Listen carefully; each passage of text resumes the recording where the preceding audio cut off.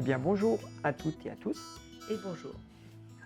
Alors aujourd'hui on va prolonger la vidéo sur le territoire et les maladies de peau et on va approfondir un petit peu sur deux maladies qui paraissent différentes mais qui pourtant sont souvent associées notamment par l'homéopathie. C'est le psoriasis et l'asthme. Alors pourquoi ces deux maladies sont associées? Parce qu'on se rend compte qu'elles ont la même cause symboliquement et que souvent on va passer de l'une à l'autre.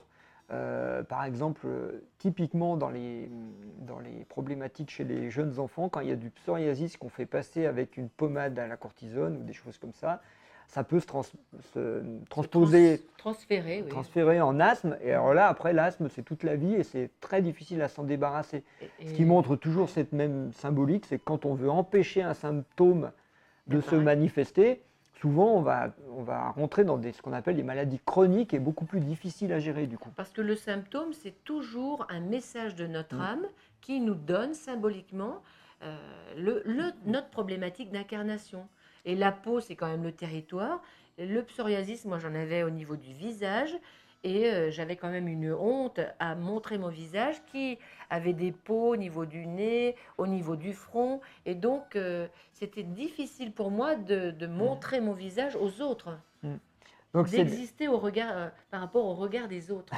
Ce qui, donc, honte, effectivement, on va retrouver le grand classique des maladies de peau, c'est-à-dire la culpabilité, la honte de soi. Et le mot culpabilité va avec coupure, la coupure coupable, puisque la première coupure coupable, la honte, c'est Adam et Ève, qui vont découvrir la culpabilité en découvrant qu'ils sont sexués, qu'ils ne sont pas l'un comme l'autre, ils ne sont pas pareils, ils sont donc séparés. Et toutes les problématiques de honte, culpabilité, de psoriasis et d'asthme vont tourner autour de culpabilité, séparation, tout le temps. Donc, comme après, ça se décale sur l'asthme, qui est le poumon, donc l'existence ou non, j'existe ou non, est-ce que justement le psoriasis serait aussi en lien avec est-ce que j'existe ou non, est-ce que j'ai le droit d'exister ou non, est-ce qu'on m'autorise, ça c'est une croyance, mais est-ce que le monde m'autorise ou est-ce que moi j'accepte ce monde-là tel qu'il est ou non? Oui, d'ailleurs ça va se déclencher beaucoup chez les enfants, donc à l'arrivée en matière. Et traditionnellement, le schéma psycho-émotionnel le plus courant, c'est avec la mère que ça va se jouer, donc avec la matière. Et on va souvent d'ailleurs même accuser la mère en disant c'est la mère qui est trop envahissante, qui étouffe l'enfant, puisque l'asthme c'est de l'étouffement, et le psoriasis c'est de la démangeaison Ça sur le m'irrite. territoire, on m'envahit quoi. Ma mère m'irritait, ma mère m'a étouffée, ma mère était comme ci, ma mère était comme ça. Beaucoup de choses qui enferment et qui m'ont enfermée. Et comme si la peau disait, mais j'arrive pas à trouver ma place, c'est trop près, trop irritant. Et donc ça, faut quand même savoir que c'est toujours, toujours, on le voit dans tous nos soins en médecine symbolique, c'est la problématique de l'âme quand elle s'incarne dans la matière qui est dense, c'est sa croyance qui s'incarne. Elle croit que la matière va l'étouffer, ce sera trop près, elle sera trop serrée, la densité sera trop forte, vous voyez, elle sera trop coincée dans ce corps. Et donc, ça donne une interface irritante et irritée. Ouais. Pour imaginer ça, il faut voir que le yang étant quelque chose qui disperse, qui est comme ça, et le yin quelque chose qui recentre. Donc quand l'âme descend du yang, de l'esprit, pour aller dans la matière, ça lui fait faire ça. C'est-à-dire que ce qui était dispersé devient concentré, d'où le sentiment d'être contraint, en prison, et puis donc à la sortie, c'est l'enfer. Le féminin, la matière, la mer, c'est l'enfer. D'où l'irritation, parce que souvent c'est rouge. Le psoriasis, c'est quelque chose qui est rouge, qui brûle, qui desquame. On a envie d'enlever cette peau, cette irritation. Vous voyez, comme si ce qui me colle à la peau, j'ai envie de l'enlever, c'est l'enfer. L'incarnation, ça pourrait être l'enfer. D'ailleurs, on a eu des cas d'enfants pour qui la démangeaison était telle que les draps étaient couverts de sang, ils se faisaient saigner. Donc là, le sang, quand on arrive au sang, c'est vraiment la perte de joie de vivre, comme si l'âme, dans son incarnation, n'arrive pas à trouver la joie, le lien avec son âme personnelle, et à voir que c'est autre chose qu'une punition. Donc là, ce qui est intéressant de vous le dire pour vous-même si vous en avez, mais si vous avez des enfants, attention, ne vous sentez pas coupable. l'âme elle-même vient et crée ces circonstances pour les dépasser. Donc nous sommes en tant que parents conscients de ça et nous devons les aider à trouver ce qui est beau dans l'incarnation, à descendre les pieds sur terre, à respirer dans ce nouveau monde. C'est un changement de monde, couper avec l'ancien pour passer au nouveau. Oui, alors c'est important là, ce que vient de dire Rose, parce que la culpabilité, on dit ça nous colle à la peau. Et la culpabilité, c'est l'émotion. Moi, j'ai écrit un livre, La culpabilité, l'émotion qui tue, parce que c'est une émotion qu'on ne sait pas traiter, parce qu'elle est insupportable.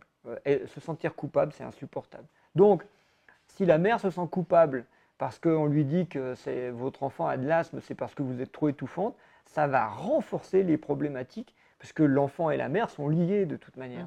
Ils ont un lien psycho-émotionnel et physique en plus.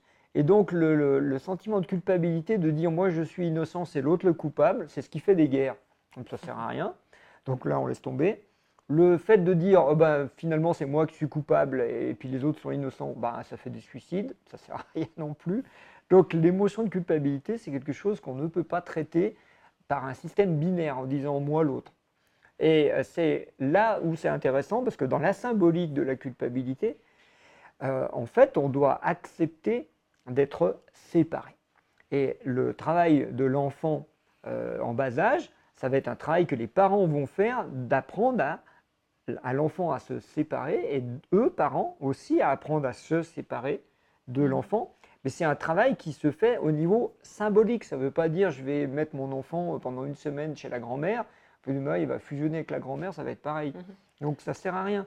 Mais c'est une idée symbolique de dire dans la vie, on a chacun une mission d'âme, on est là pour quelque chose, on est seul dans son corps et on est maître de son corps, on est un individu, indivisible, c'est-à-dire qu'on est une partie du tout, séparée, mais individu.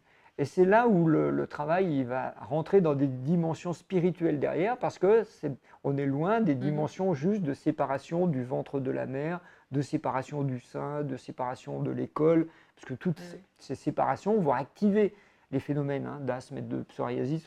Le gamin part à l'école, il se sépare du foyer, le gamin change d'école, boum, on change de travail plus tard. Tout ça sont des séparations qui vont réactiver la problématique de base qui est, comme tu l'as dit, est-ce que j'accepte l'incarnation, est-ce que j'accepte d'être divisé en un individu? Oui, moi je pourrais dire par rapport à ça que justement ces problématiques-là que j'ai eues sur le visage, en fait, c'était certainement, je n'acceptais pas la coupure ou montrer ma coupure parce que j'étais en plein divorce. Et donc ce divorce, est-ce que j'acceptais de me séparer, de dire j'affirme pour moi que je me sépare, donc accepter cette culpabilité par rapport au regard des autres. Et derrière, ce que je n'avais pas vu à l'époque, mais que nous avons découvert en médecine symbolique, c'est que de qui je me sépare. L'autre, on pourrait dire c'est lui le méchant, ça ne va plus avec lui, mais lui, c'est le symbole toujours. Est-ce que c'est le symbole de mon père ou de ma mère?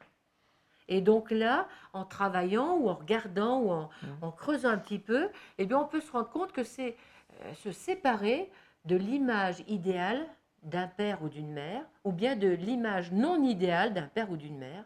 Et quand on a bien fait le chemin, après on peut dire, ben, c'est bon, j'ai épuré, j'ai rempli ma case, je ne veux plus sauver ni mon père ni ma mère. Ce qui fait que de qui je me sépare, on arrive à de quoi je me sépare. Et de quoi je me sépare, c'est toujours d'un idéal. Et là, c'est là où on voit que le principe d'incarnation de l'esprit dans la matière va nous amener à renoncer à des idéaux spirituels, souvent, hélas. C'est ça le drame. Et parce qu'on va rentrer dans un principe de réalité. Et la question, c'est pourquoi la vie est faite comme ça? Parce que dans le principe de réalité, on va pouvoir réaliser des choses qui seront peut-être pas idéales, mais qui seront factuelles, qui vont exister, qui vont éveiller la conscience. Et qui seront nouvelles, parce que si je reste bloqué avec le père, l'image du père, ou avec l'image de la mère, je reste dans l'ancien monde. Je ne peux pas créer du nouveau. C'est comme si je restais le petit enfant collé à papa, à maman, ou contre papa et contre maman. Vous voyez, retourner dans le passé. Alors que quand j'assume, en fait, là, je peux créer le nouveau monde, et là, je peux guérir. Je respire à plein poumon. il n'y a plus cette problématique de honte puisque je vais vivre du nouveau et je suis vraiment neuve. Et je fais peau neuve d'ailleurs. Mm. Donc, si vous voulez aider les enfants en fait, du mieux que vous pouvez avec tous ces conseils, si c'est vous-même adulte qui êtes concerné par ces asthmes, psoriasis, la solution c'est accepter d'être coupable. Accepter d'être coupable. Vous dites ok, je suis coupable. Je fais Et, pas être coupable. Moi, j'aime bien préciser ça, c'est que je ne fais pas comme vous. Je fais à ma sauce. Moi, personnellement, je suis différent. Je suis pas un mouton. C'est ça, accepter d'être coupable. C'est oui, ben, je fais mon envie d'âme, je la réalise. Et alors là, il y a tellement quantité de choses dans lesquelles on peut se sentir coupable que nous vous laissons le choix de nous faire des petits commentaires. On répondra si on peut. Voilà. Et puis de partager ça à tous vos amis, parce que qui ne se sent pas coupable ici? Je vous pose la question. Allez, Voilà, à bientôt. à bientôt.